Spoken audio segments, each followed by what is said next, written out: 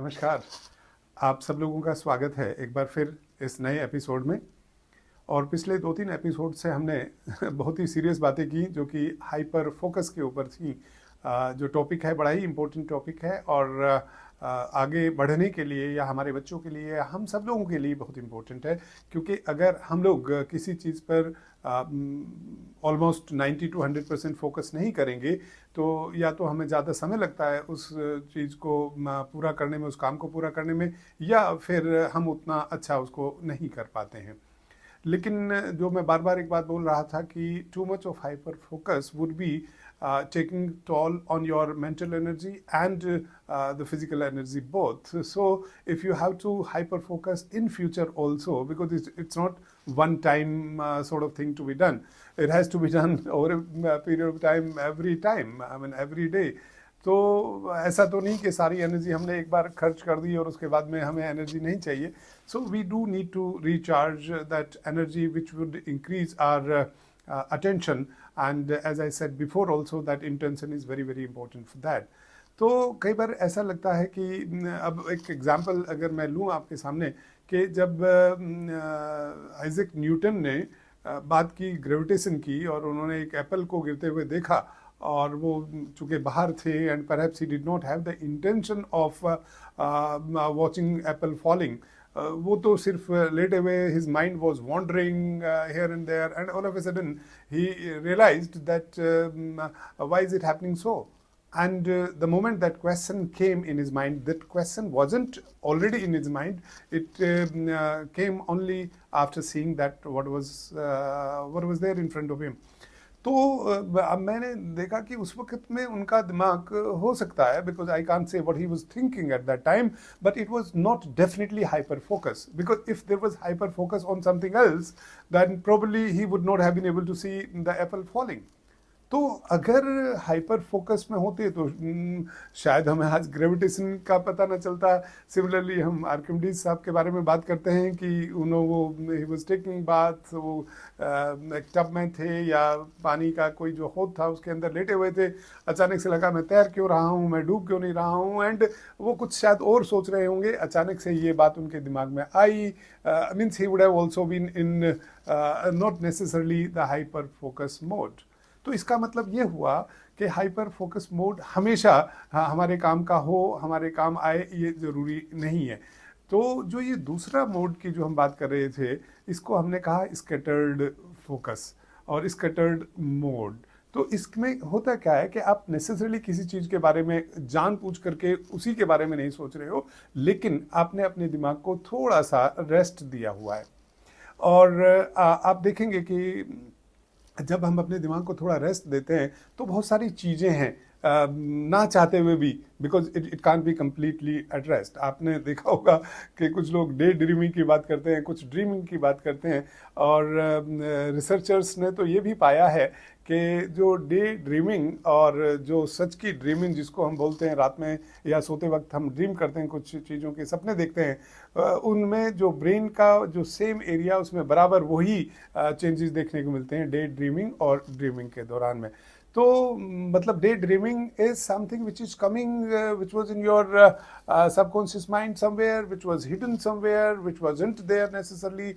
in your focus, and then all of a sudden you found it, and you used that information or the ideas which you would have had already in your mind. और जो ये already in mind आपके ideas होते हैं या information होती है, ये यूजुअली हमें हाइपर फोकस के दौरान या फोकस के दौरान मिलती है, और उसको हम क्रिएटिविटी में चेंज कर लेते हैं during the time of scattered mode of our focus. तो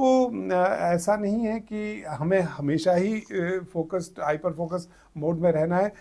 लेकिन कोई भी चीज़ें, productivity usually comes in hyper focus mode, and they say that creativity comes in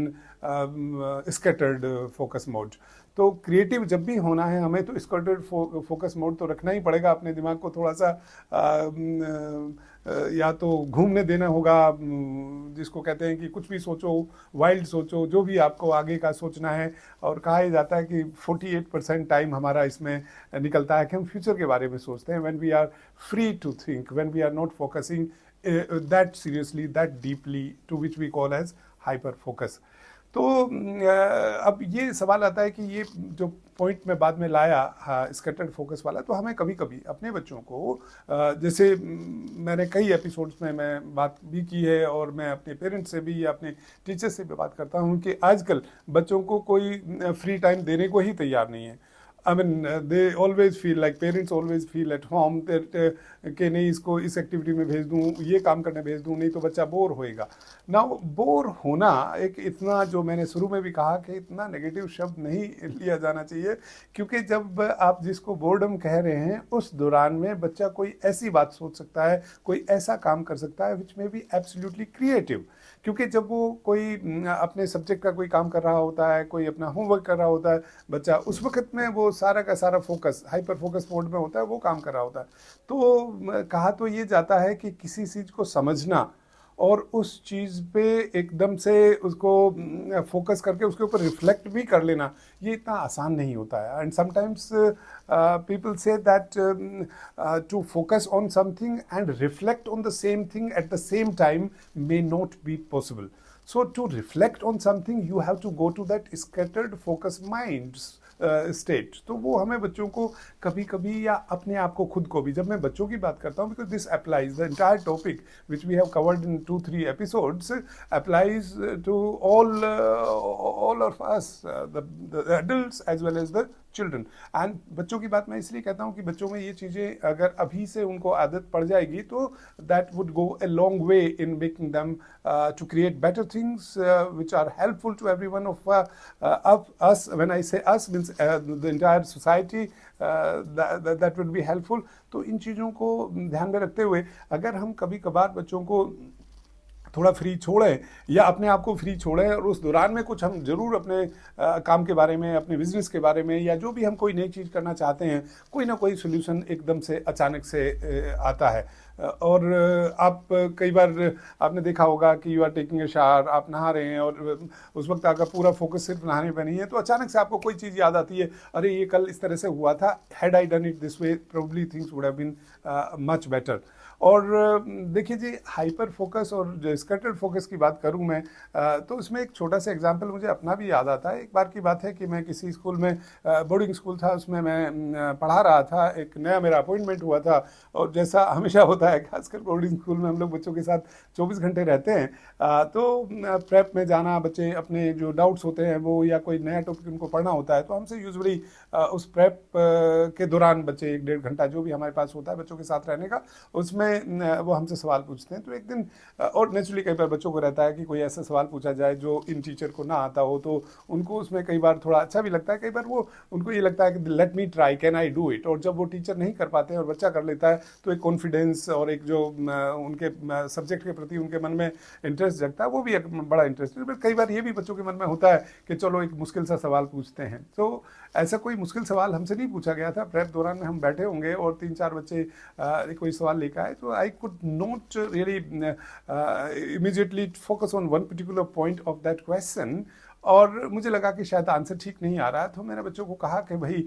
इसको हम कल करेंगे, एकदम से मुझे इसका प्रोसीजर समझ नहीं आ रहा है कैसे करूं, तो हम कल इसके बारे में बात करेंगे। तो ये बात हो गई हमने, और बाकी टॉपिक्स कर लिए, और जब प्रेप ख़त्म हो गई तो हमें अपने घर जाना था डिनर के लिए। तो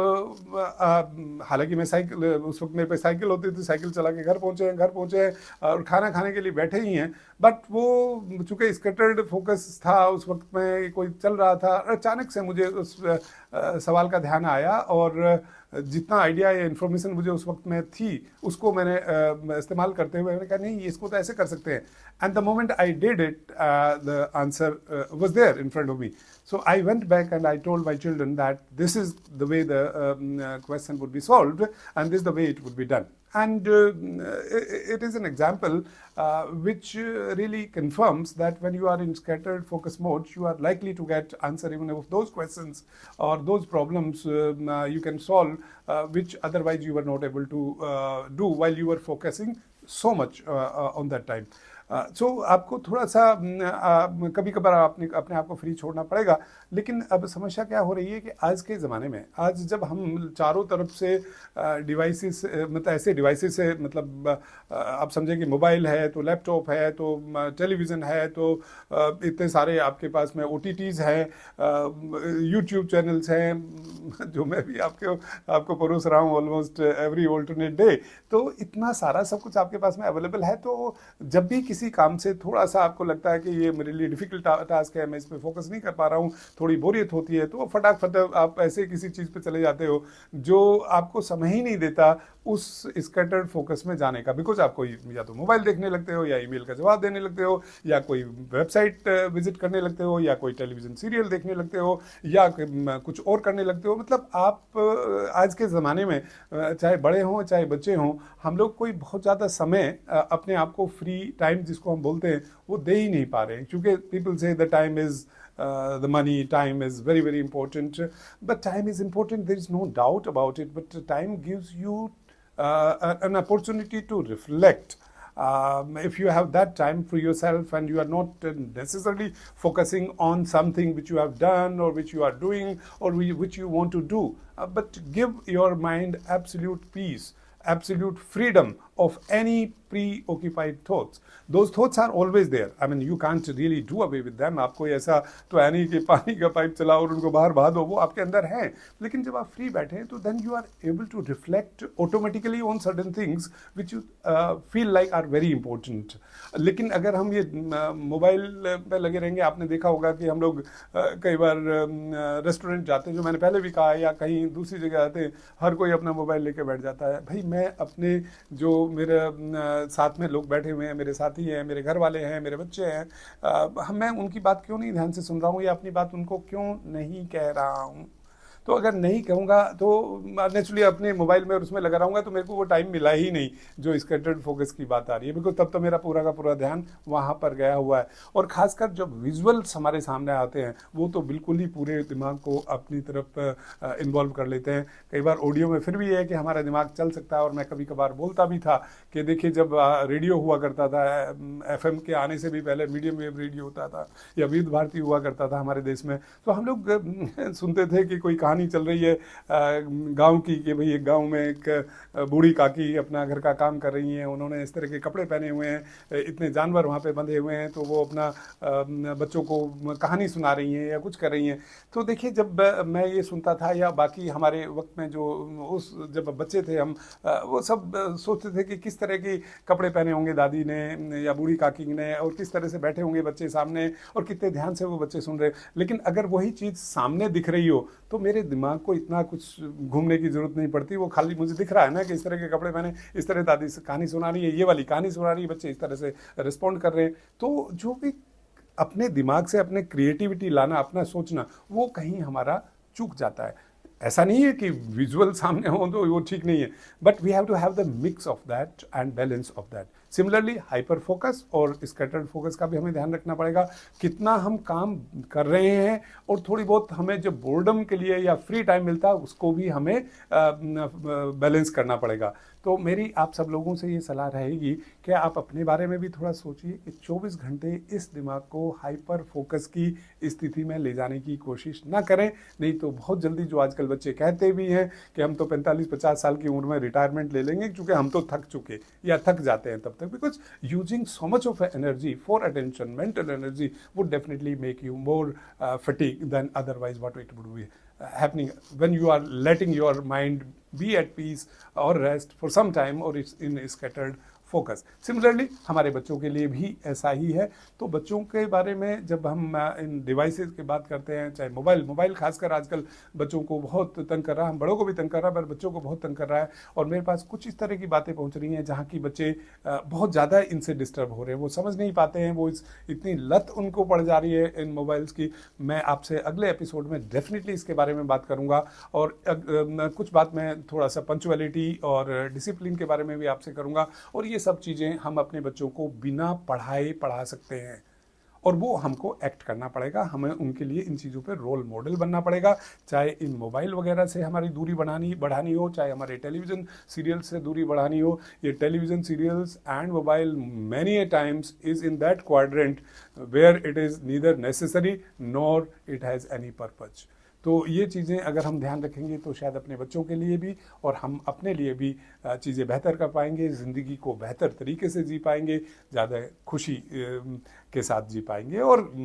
एंजॉय करेंगे अपना काम भी और उसके रिजल्ट्स भी। तो मिलते हैं अगले एपिसोड में और आपसे फिर बात करते हैं इन डिवाइसेज हैं हमारे, जो जिनको मैं इंटरप्ट करने वाले डिवाइस मानता हूँ या फिर डिस्ट्रैक्टिंग डिवाइसेस मानता हूँ, इनके बारे में और इनसे कैसे बचा जाए, थोड़ा इनके बारे में बात करेंगे।